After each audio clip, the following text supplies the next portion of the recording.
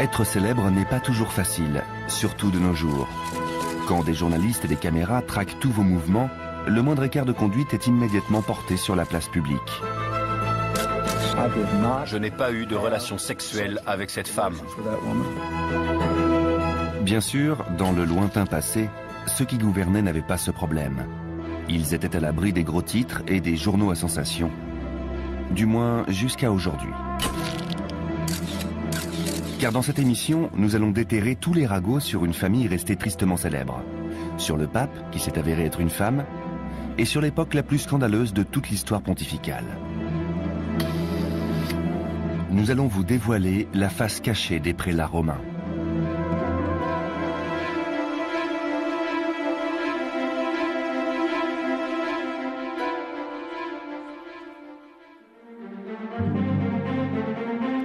S'il y a bien une famille dont les médias auraient fait leur chou gras, c'est la famille Borgia.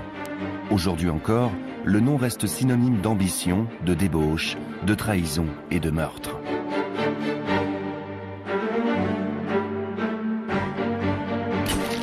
Bien sûr, ils n'ont jamais été harcelés par les journalistes, ni n'ont dû composer avec des manchettes accusatrices ou des images embarrassantes.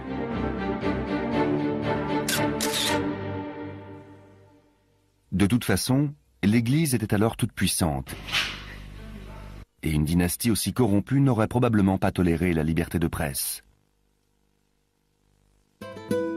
D'origine espagnole, les Borgia étaient considérés comme des buteurs incultes par les Italiens raffinés de la cour pontificale. Rodrigo Borgia était leur patriarche et le fondateur de la dynastie.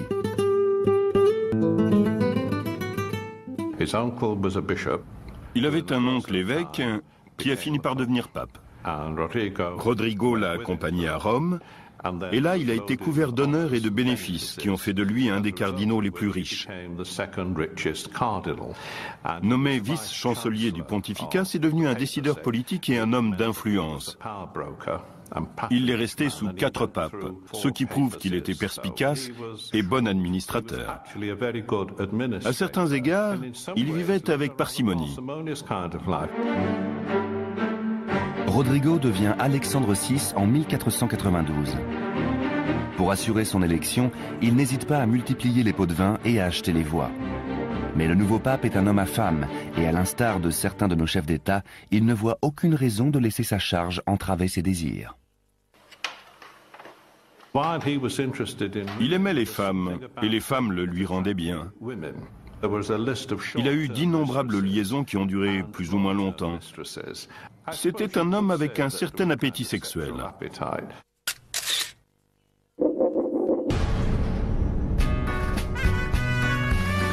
Mais les démentis télévisés et les confessions publiques larmoyantes n'existaient pas encore, et Rodrigo avait autre chose en tête. Il tenait à ce que la famille Borgia bénéficie pleinement des avantages de sa nouvelle position.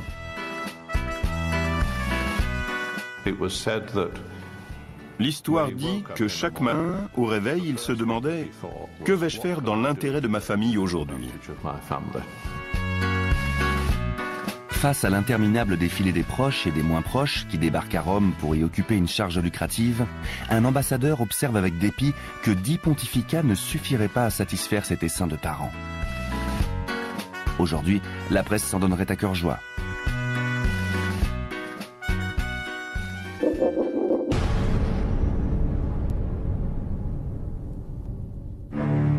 L'un d'entre eux semble promis à un bel avenir.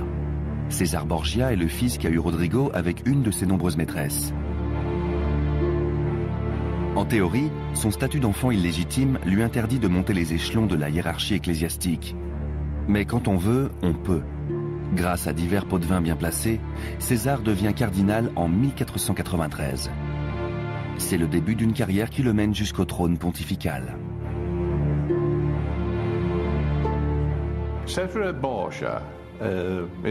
César Borgia est un des grands méchants de l'histoire. Il est la principale inspiration du prince de Machiavel. Ce dernier a utilisé ces pratiques pour montrer comment s'en sortir dans le tourbillon de la politique italienne. Comme son père, César faisait passer la famille avant tout et ne tolérait aucun obstacle. Ainsi, il a commencé par être un homme d'église, mais il a renoncé aux ordres, car pour perpétuer le nom des Borgia, il devait se marier et faire des enfants susceptibles de gérer les propriétés familiales. C'était aussi un homme avec un vrai sens militaire et qui a, par exemple, eu Léonard de Vinci comme ingénieur militaire. Il savait repérer le talent. La presse aurait adoré. Particulièrement susceptible, César ne tient pas à ce qu'on évoque sa bâtardise devant lui. Ceux qui le font en paient le prix. Mais la plupart des gens évitent de le provoquer. Après tout, cet homme colérique et assoiffé de sang est appelé à devenir chef de l'Église.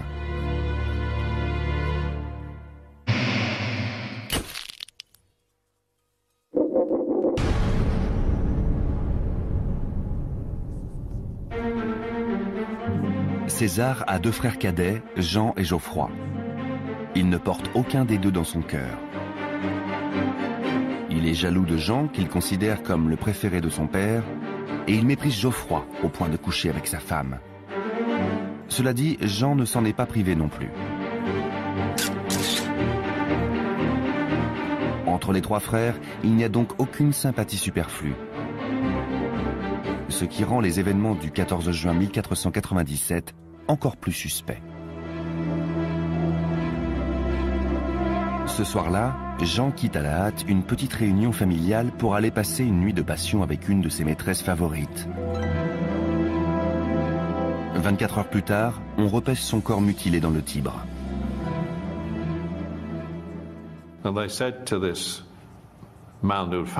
On a demandé à l'homme qui avait trouvé le corps pourquoi il n'avait pas donné l'alerte plus tôt.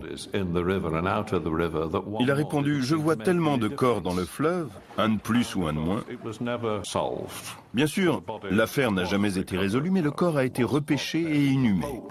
Le pape était désespéré, il répétait « Je connais la cause de tout ça » et semblait dans un état proche de la démence. Il n'a jamais précisé sa pensée, mais ça a suffi à faire naître le bruit que c'était César qui avait commandité la mort de son frère. Rodrigo est accablé de chagrin. Malgré une enquête poussée, le meurtre de Jean reste impuni. Son père remue ciel et terre pour écarter plusieurs suspects. Pourtant, le nom de César n'est même pas mentionné. À l'époque, il n'existe pas encore de reporter tenace pour faire toute la lumière sur l'affaire. Le principal suspect n'est donc pas inquiété.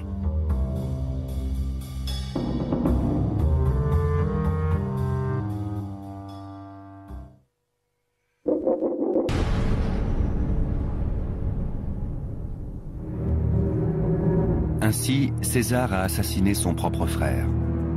Incapable de supporter une telle idée, le pape préfère garder le silence. Ces affaires-là concernent la famille et personne ne doit venir s'en mêler. Allez, juste un seul mot, allez!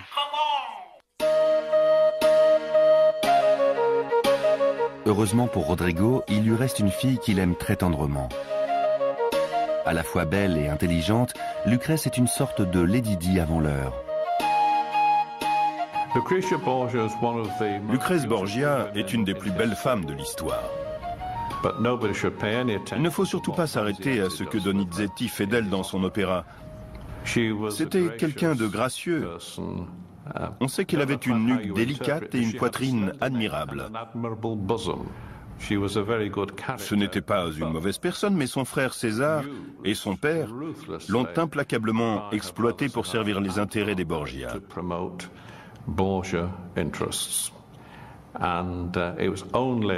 Ce n'est que plus tard, dans sa vie, après leur mort, que sa véritable nature s'est révélée.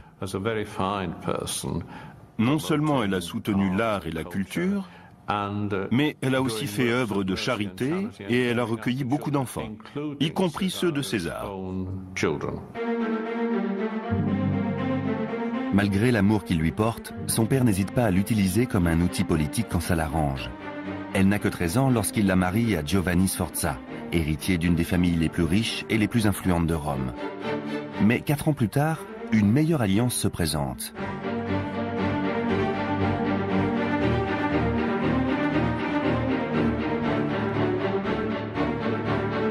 Avant toute chose, Lucrèce doit redevenir célibataire. C'est César lui-même qui se charge d'informer Giovanni de cette brusque séparation. Mise à la porte par son aimable beau-frère, l'infortunée Marie apprend d'une part qu'il est libre de prendre une autre femme, et d'autre part qu'il aurait tout intérêt à aller la chercher loin de Rome.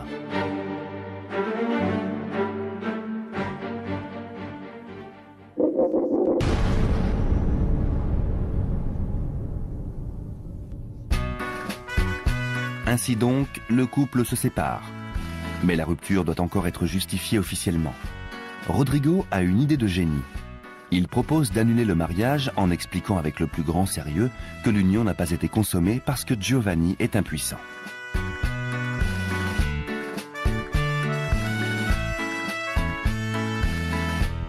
Celui-ci fait savoir qu'il a couché avec Lucrèce plusieurs centaines de fois et qu'elle ne s'est jamais plainte. De plus, sa précédente femme est morte en couche. Alors comment diable pourrait-il être impuissant ?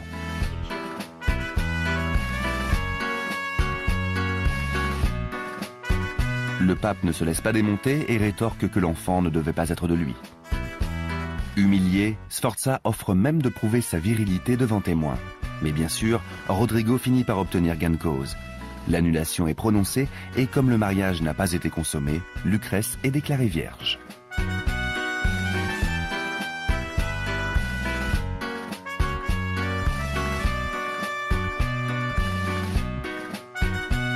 De nos jours, les conseillers en communication auraient sans doute du mal à convaincre le public.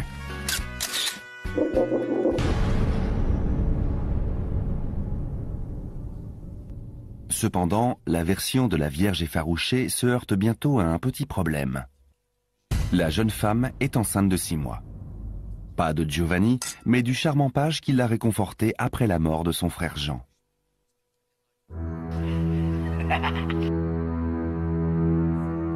Lorsqu'il apprend la nouvelle, César entre dans une colère noire.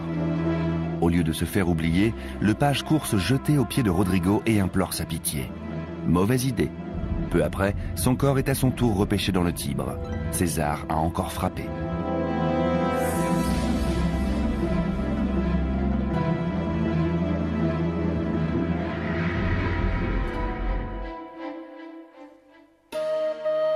Quand le bébé vient au monde, quelques mois plus tard, Lucrèce est déjà installée chez son nouveau mari, Alphonse d'Aragon.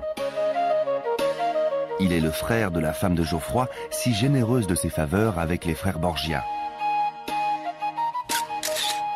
Les deux époux s'aiment sincèrement. Pour la première fois de sa vie, Lucrèce est heureuse en ménage.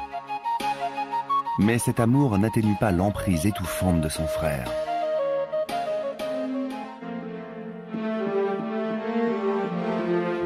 César vient souvent de très loin, juste pour passer 1 heure en privé avec sa sœur chérie. Il est littéralement obsédé par elle et se plaît à imaginer les divertissements les plus singuliers pour lui faire plaisir. C'est ainsi qu'il organise le célèbre bal des châtaignes. Le bal des châtaignes, c'était l'ultime orgie. Il avait été organisé par César au palais apostolique et tous les gens qui comptaient étaient présents, en particulier les femmes. Il avait fait venir 50 prostituées honnêtes. L'expression est merveilleuse. Tout le monde buvait, mangeait et s'amusait. Pendant la première partie de la soirée, les convives ont dansé tout habillés. Ensuite, ils se sont mis à danser nus.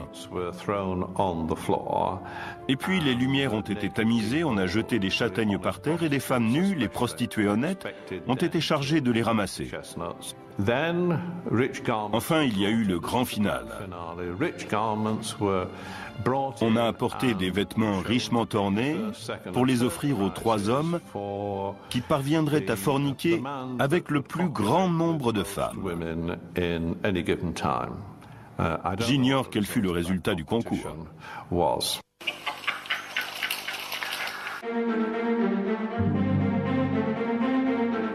En 1500, la célèbre loyauté de la famille Borgia est mise à l'épreuve. Comme Giovanni avant lui, Alphonse n'est plus le meilleur parti pour Lucrèce. Dans un paysage politique changeant, sa valeur en tant que mari s'est effondrée et il doit donc disparaître à son tour.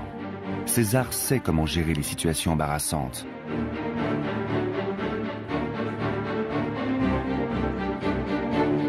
En juillet, Alphonse échappe de justesse à une tentative de meurtre.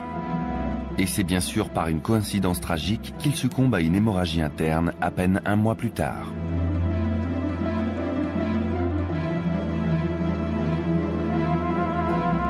Sauf que quand on meurt de mort naturelle, on porte rarement des marques de strangulation.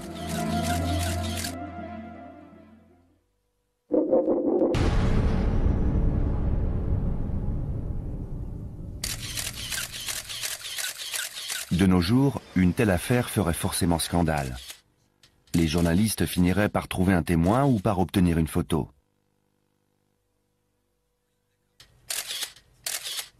Cette fois, au moins, l'assassin ne s'est pas débarrassé du corps dans le Tibre. Le pauvre Alphonse est inhumé dans un modeste tombeau.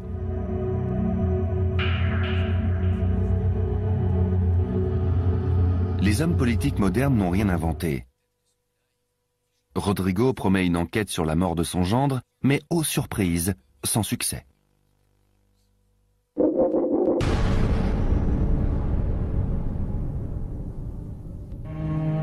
Lucrèce a le cœur brisé. C'est son frère qui se charge de la convaincre que tout est pour le mieux.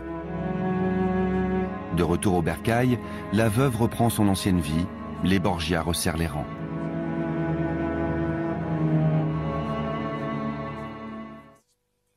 Cependant, César est rongé par la syphilis. Et même s'il ne risque pas de voir les journaux à sensation publier des photos volées le montrant sous un jour peu flatteur, il porte souvent un masque pour dissimuler les plaies terribles qui le défigurent. Mais son appétit de pouvoir est plus fort que jamais. Malheur à celui qui se met en travers de sa route.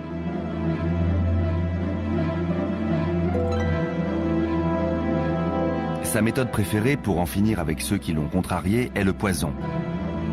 Nul ne sait combien d'hommes sont morts, un gobelet à la main, après avoir porté un toast et vu s'évanouir le visage souriant d'un Borgia.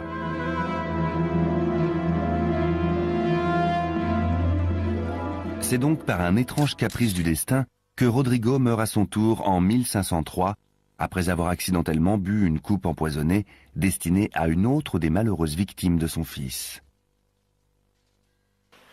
Génial. Je fais la une, là.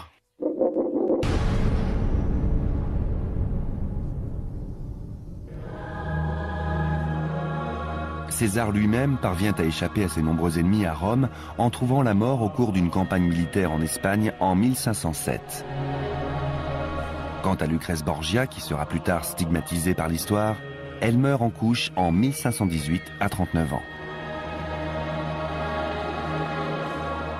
Lucrèce a la réputation d'une empoisonneuse. Et Donizetti en joue beaucoup dans son opéra. Mais il faut remettre ça dans le contexte. Les Borgia étaient impliqués dans plusieurs empoisonnements et elle a tout simplement été assimilée à ça.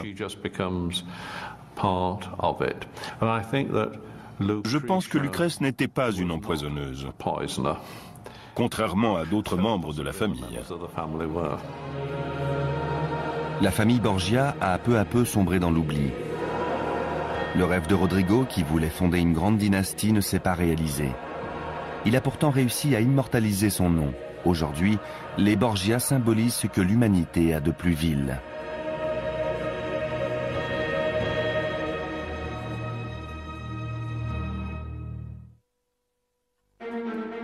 Il fut un temps où il était inconcevable qu'une femme devienne Premier ministre ou qu'elle se présente aux élections présidentielles.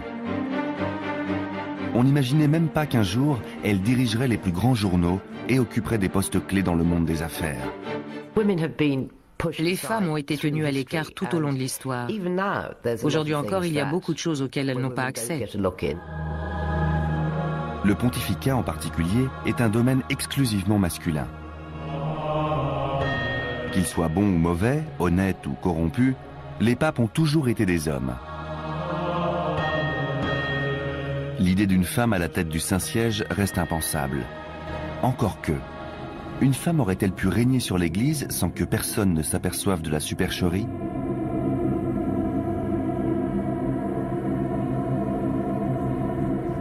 Imaginez un peu la réaction des médias si une histoire comme ça leur tombait entre les mains.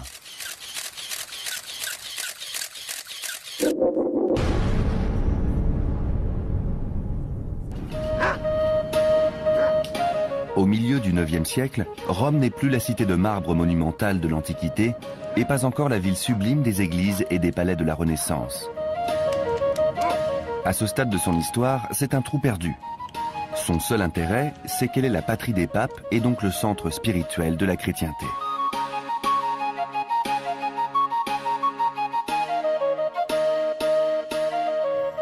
Nous sommes en l'an 857. Dans les rues de Rome passe une procession menée par le Saint-Père lui-même, le pape Jean. C'est un moment rare de faste et d'apparat dans une époque sombre et lugubre.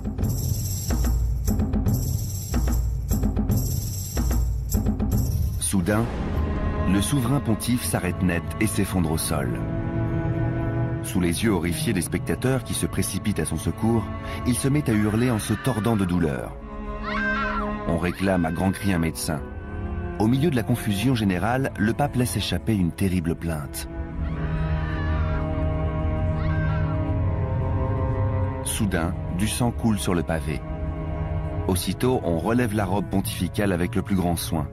Un silence consterné tombe sur la foule. Il est rompu par le cri d'un bébé. Le pape vient d'accoucher sur le pavé romain.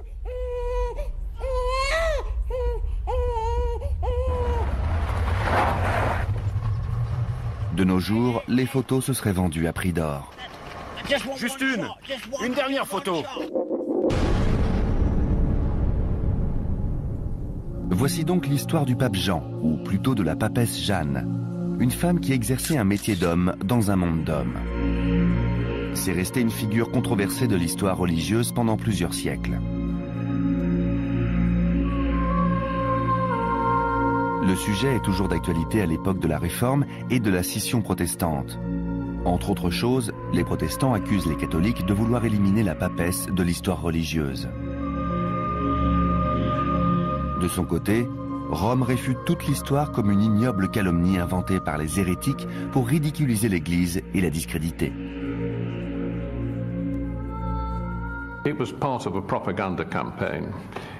Ça faisait partie d'une campagne de propagande. Le pontificat était particulièrement impopulaire et les réformateurs estimaient que le Saint-Siège ne respectait pas les Écritures. Alors tout ce qui pouvait ternir sa réputation était bon à prendre. Et c'est ainsi que la Réforme a utilisé cette histoire de façon polémique pour soutenir sa propre cause et affaiblir la vieille Église. Mais il ne faut pas oublier que la papesse Jeanne était déjà très populaire chez les catholiques avant la Réforme. Vers 1400, on a mis un buste d'elle dans la cathédrale de Sienne. Mais s'il s'agit d'une simple rumeur, demandent les protestants, pourquoi avoir rebaptisé la rue dans laquelle Jeanne aurait accouché rue de la papesse ?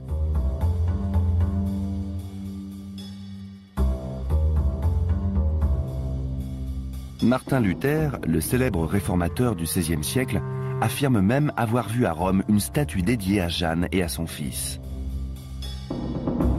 Le problème de l'Église romaine, c'est qu'elle peine à imposer sa version.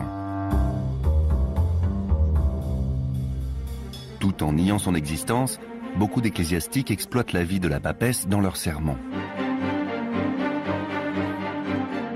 Les plus misogynes utilisent ce récit édifiant pour illustrer le sort funeste que le destin réserve aux femmes trop arrogantes et montrer à leurs ouailles qu'une ambition féminine démesurée est un instrument de dépravation qui peut causer le plus grand tort à l'Église.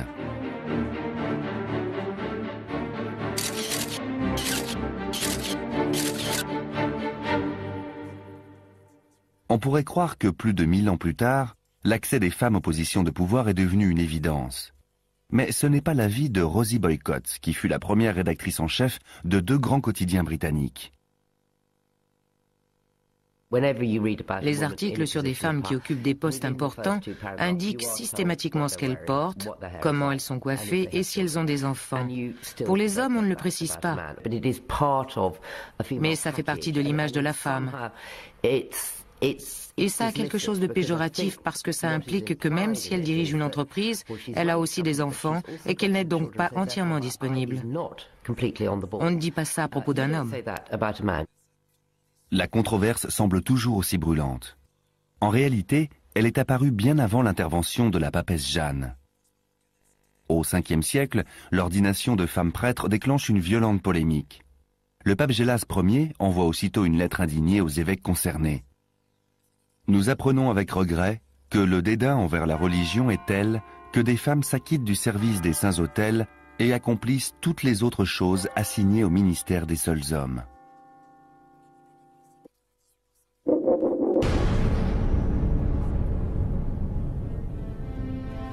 Mais comment Jeanne est-elle devenue le pape Jean?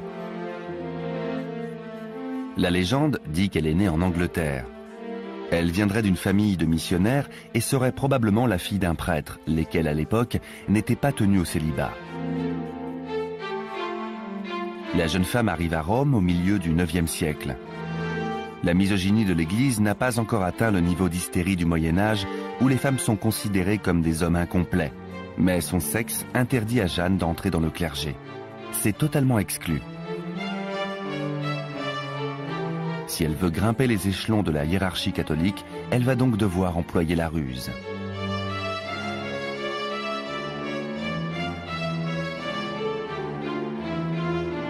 Son ascension coïncide avec un changement d'apparence chez les prêtres qui présentent désormais au monde un menton rasé de près. Son visage imberbe ne risque donc pas de la trahir. En supposant que la future papesse n'est pas une beauté à la voix cristalline, il lui suffit donc de porter des vêtements amples. La robe cléricale en particulier est traditionnellement asexuée. Heureusement, nous n'avons plus besoin de nous déguiser en hommes. Mais ce qui est intéressant, c'est que psychologiquement, les femmes doivent encore se comporter comme des hommes. On ne leur demande pas d'avoir leur propre sensibilité féminine sur le lieu de travail. C'est donc ce que fait Jeanne. Aux yeux du monde, elle devient tout simplement un homme. Elle cède la place à Jean, et le plus incroyable, c'est que personne ne semble s'en apercevoir. Au départ, elle se contente sans doute de viser l'ordination sacerdotale. Le problème, c'est qu'elle est douée. En fait, c'est même une élève brillante et une oratrice remarquable qui excelle dans les débats. Elle se fait rapidement remarquer.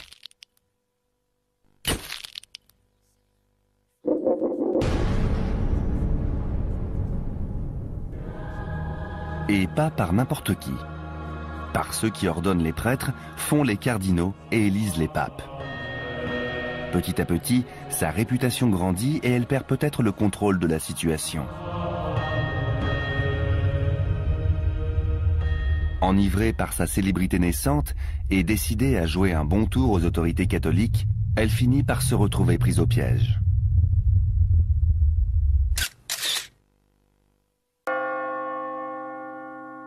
Les promotions s'enchaînent et un beau jour, elle est élue souverain pontife. Le pape Jean est une femme et personne ne le sait.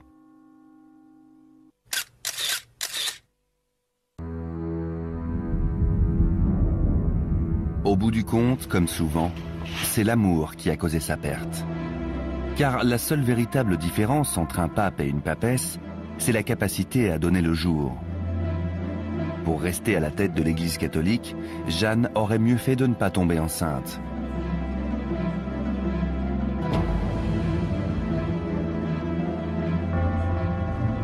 Le père de l'enfant n'est qu'une ombre sans nom, un ancien amour de jeunesse.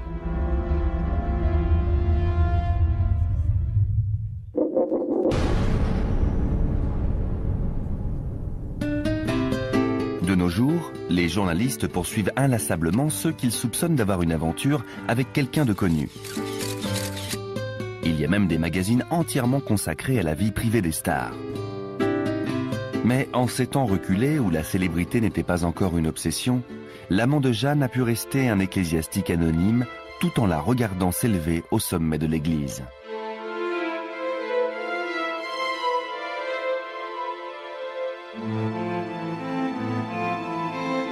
Aujourd'hui, la seule chose qu'on peut dire de lui, c'est qu'il savait garder un secret.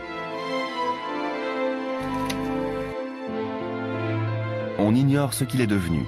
Certains disent qu'après le drame, il a été lynché par la foule en colère. D'autres, qu'il a poursuivi sa vie dans l'obscurité.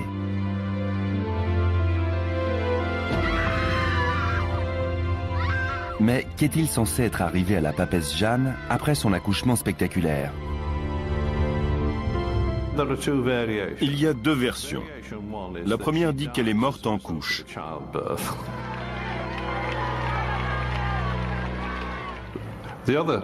L'autre version, c'est qu'après avoir constaté que le pape venait de donner le jour à un enfant, la foule a lynché Jeanne en l'attachant à la queue d'un cheval et en la traînant dans Rome jusqu'à ce que mort s'en suive. Cette version-là permet de se débarrasser de notre héroïne tout en préservant le côté scandaleux et macabre de l'histoire.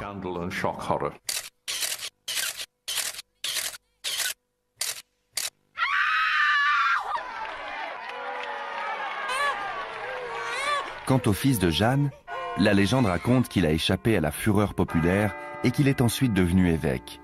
Sa mère aurait été fière de lui.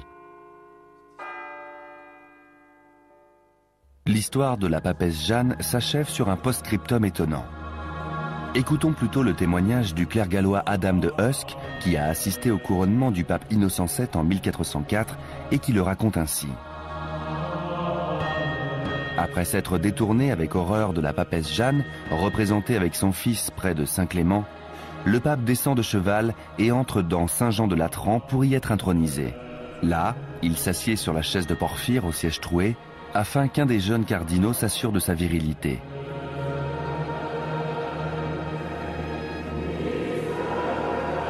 Pour Adam de Usk, l'existence de Jeanne ne fait donc aucun doute. Il suggère même qu'au XVe siècle, on vérifiait le sexe du pape pour éviter qu'une telle chose puisse se reproduire. Heureusement, tout ça c'est du passé.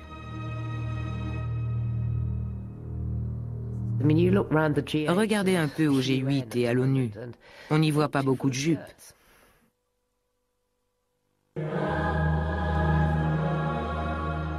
Bien sûr, beaucoup d'hommes vertueux ont également dirigé l'Église avec sagesse et piété. Les papes n'étaient pas tous des suppôts de Satan.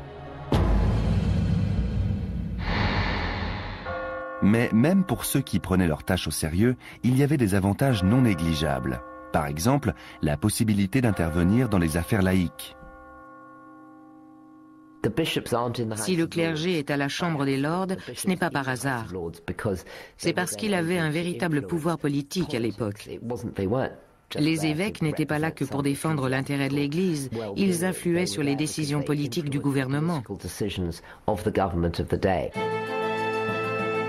Ce petit arrangement était très pratique pour ce qu'on appellerait aujourd'hui l'establishment. Mais en définitive, les papes sont humains et derrière les portes closes, ils sont en proie aux mêmes tentations que n'importe qui d'autre. Au fil des ans, les médias ont épinglé plus d'un homme d'église qui s'était égaré hors du droit chemin avec des titres comme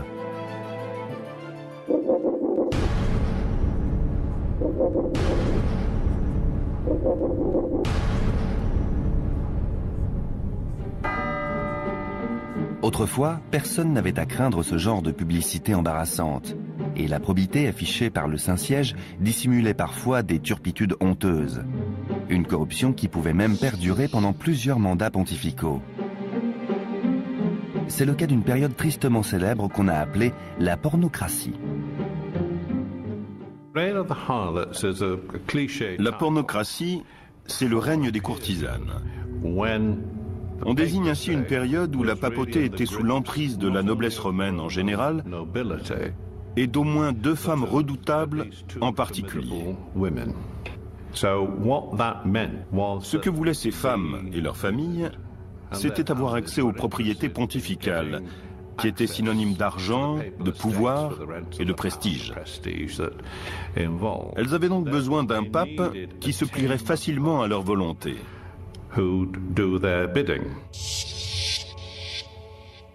Ce qui est intéressant, c'est qu'au moins un tiers des papes élus pendant cette période sont morts dans des circonstances très étranges.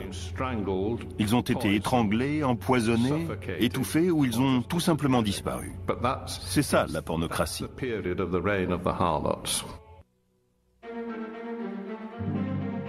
Théodora et Théophylacte, son mari, sont deux personnages influents dans la Rome du début du Xe siècle. Théophylacte est déjà sénateur, commandant en chef des armées et ministre des Finances pontificales. Mais le couple est ambitieux. Il ne veut rien de moins que régner sur Rome à la façon des empereurs classiques.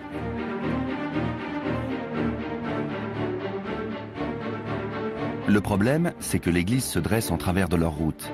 Il ne reste donc qu'à en prendre le contrôle. Pour ça, il leur faut un homme au Saint-Siège. Heureusement, ils ont un candidat. Il s'appelle Serge III, et avec l'aide de ses protecteurs, il est élu pape en janvier 904.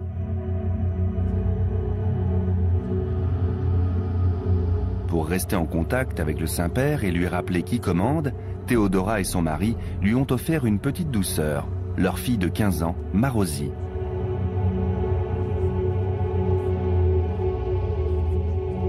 Visiblement, le cadeau est apprécié à sa juste valeur. Marosie lui donne rapidement un enfant qui finit par devenir pape à son tour. Serge III est tout simplement un monstre, un des pires souverains pontifes de l'histoire, et il a la rancune tenace. Après avoir pris la place du pape Léon V en le faisant assassiner, avec le soutien de Théodora et Théophylacte, il entreprend de châtier tous ceux qui lui ont déplu. C'est le cas de Formose, un autre de ses prédécesseurs. Bien sûr, la vengeance est indigne du chef de l'Église, mais en l'occurrence, elle est surtout inutile, car Formose est déjà mort.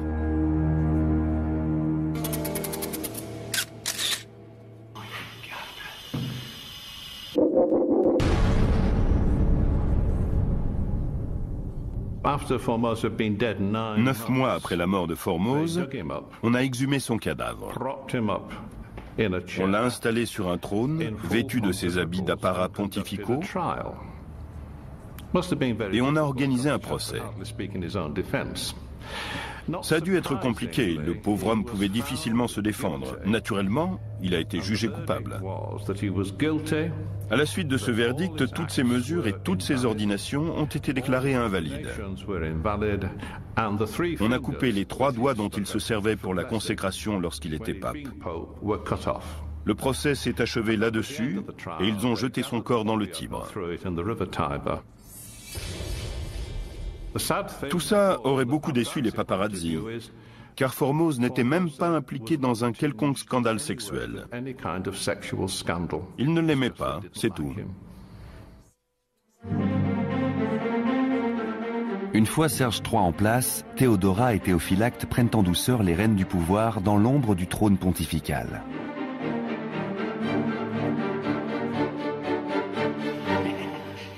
La pornocratie est née.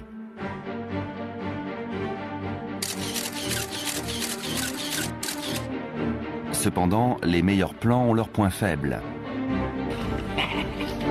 Les deux Romains n'avaient sans doute pas prévu la disparition de leur pape fantoche quelques années après son élection. Le très Saint-Père meurt malencontreusement en 911. Mais à l'époque, l'emprise du couple sur la cour pontificale est déjà absolue. Théodora passe aussitôt à l'action. Elle assure une transition sans heurts en séduisant son candidat préféré à la succession, l'archevêque de Ravenne.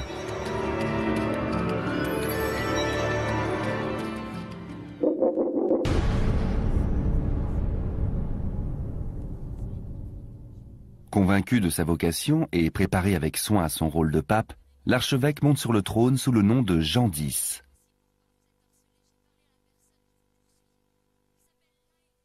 Théodora lui offre une cérémonie d'intronisation à sa façon pour lui rappeler ses priorités.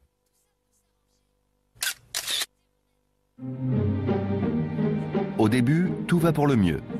Mais la patricienne romaine ne tarde pas à noter un changement d'attitude chez son protégé. Elle l'a acheté avec son corps et voilà que ce misérable ingrat veut reprendre sa liberté. Comble de l'horreur, Jean X semble avoir de la religion et il prend visiblement sa tâche au sérieux. Bien sûr, tout se joue dans l'ombre. Pas de campagne médiatique, de débats télévisés, ni d'éditos enflammés pour dénoncer la corruption.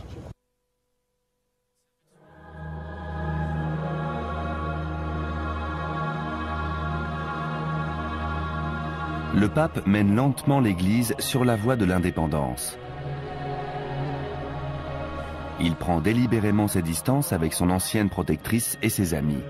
Pour Théodora, la déception est immense.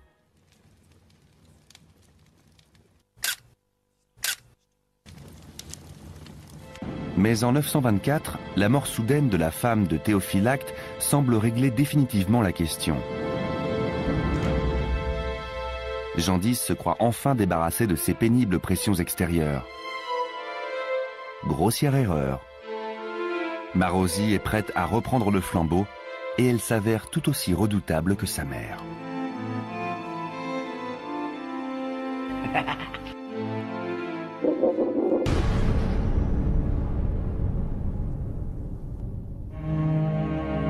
Le pape le découvre à ses dépens. En 928, il paie le prix de sa volonté d'émancipation.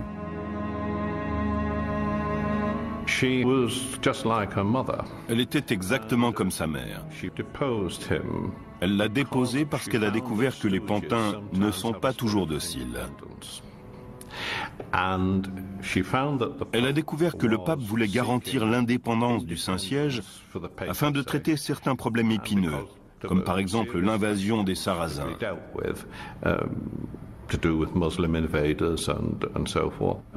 Cette volonté d'indépendance lui était insupportable. Alors elle l'a fait arrêter et déposer.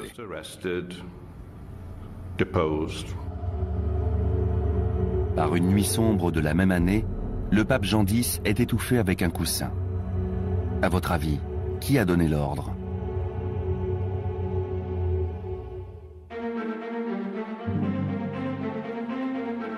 Ses deux successeurs, Léon VI et Étienne VII, sont à la botte de Marozzi. De simples bouche-trous dont le rôle se limite à garder le trône pontifical au chaud pour le fils qu'elle a eu avec le terrible Serge III. En mars 931, elle le fait couronner sous le nom de Jean XI. C'est la première fois que le fils illégitime d'un pape devient à son tour chef de l'Église romaine.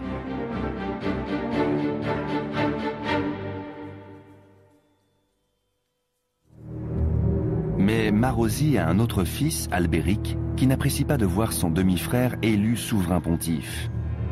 Il a hérité des traits aimables de la famille.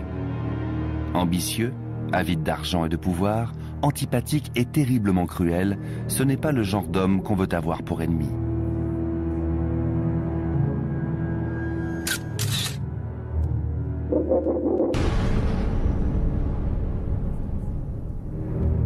Mais la contrariété que lui inspire l'élection de Jean XI n'est rien comparé à sa fureur lorsqu'il apprend que sa mère compte épouser Hugues de Provence, le roi d'Italie en personne. Ce nouvel obstacle vient contrecarrer ses ambitions. Et pour couronner le tout, Hugues l'insulte pendant la cérémonie du mariage. Si seulement il y avait eu des photographes et des caricaturistes pour immortaliser la scène.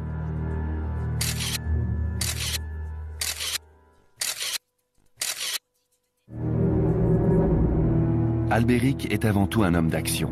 Il n'a pas l'intention de tolérer que son demi-frère se pavane sur son trône, ni d'ailleurs que son casse-pied de beau-père l'empêche d'atteindre le but qu'il s'est fixé.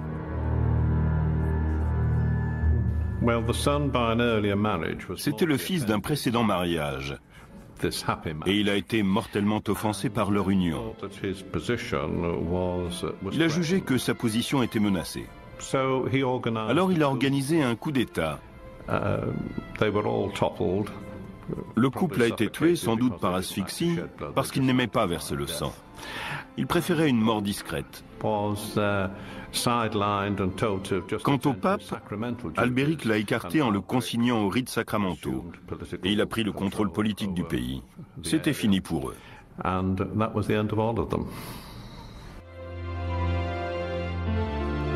Assassiner sa mère, enfermer son demi-frère, c'est la routine de ceux qui font l'œuvre de Dieu pendant la pornocratie. Après tout, Albéric ne fait que reprendre l'affaire familiale. Une fois Marosi enterré et le pape emprisonné, la chance semble enfin lui sourire. Pour que les choses soient bien claires, il s'autoproclame prince de Rome et sénateur de tous les Romains. Qui a dit que le crime ne payait pas ? Quand enfin il daigne sortir son frère de prison, c'est uniquement pour faire de lui une sorte d'esclave personnel. Pour lui qui a connu les honneurs et la gloire, la pilule est dure à avaler. L'ancien pape meurt, brisé 3 ans plus tard.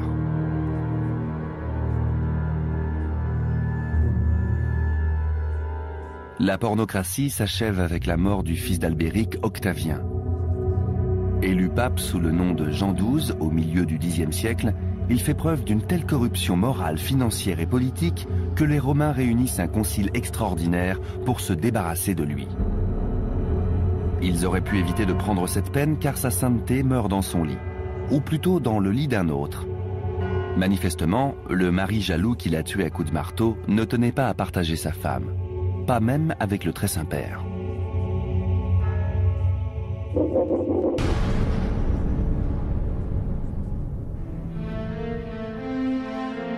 C'est la fin d'une période sombre pour l'Église.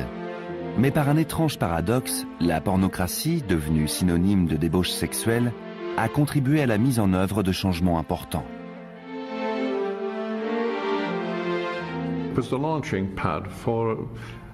Ça a été le point de départ d'une réforme. Un des papes fantoches a été très influencé par les réformes que proposait l'abbaye de Cluny, et il les a adoptées.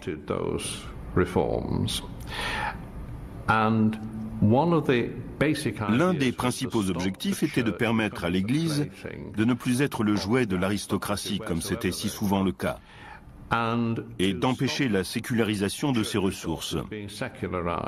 C'est pour cela qu'on a décidé d'imposer le célibat au clergé, parce qu'un célibataire ne peut pas avoir de descendants légitimes. Ça rompt la continuité. Or, dans la noblesse, la succession était héréditaire de père en fils. Le célibat a mis un terme à tout ça. Des papes célibataires pendant la pornocratie ? Ça, ce serait vraiment un scoop.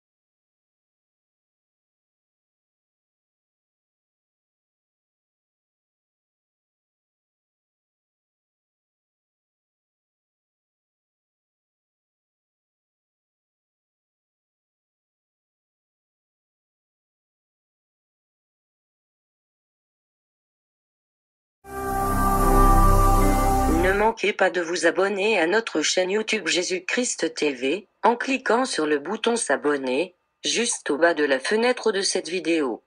Ainsi, vous recevrez automatiquement nos nouvelles vidéos, et vous ne raterez aucune. Vous connaîtrez la vérité et la vérité vous affranchira. Jean 8, 32.